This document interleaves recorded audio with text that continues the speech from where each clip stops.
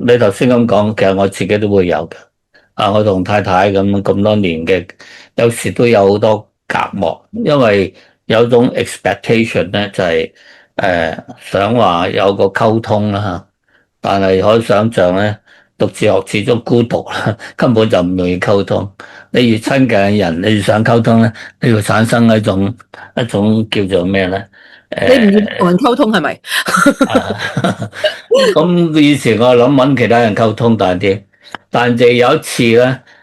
我喺第一城揸緊車翻屋企，咁我哋住喺富豪同第一城好近，咁我係驚見到我太太喺路邊啊，嗯喺超級市場買咗好多嘢，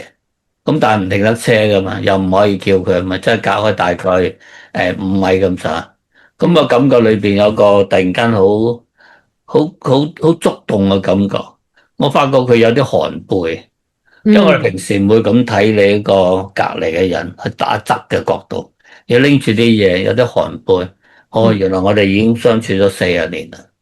咁而家大家都老去啦，有時淨係自己睇到自己老去，有時係嗯，睇到對方老去，但係睇唔到其實嗰種係喎，共同嘅老去。係喎，咁個過程裏邊，好似如果以前講覺得老去總係有好多即係負面嘅感覺嚇，即係人總係追求美啊，或者嗰嗯啲嘢。但係嗰一幕裏邊咧，我感覺到真係好多感覺，好似好多嘢難得相處咁耐。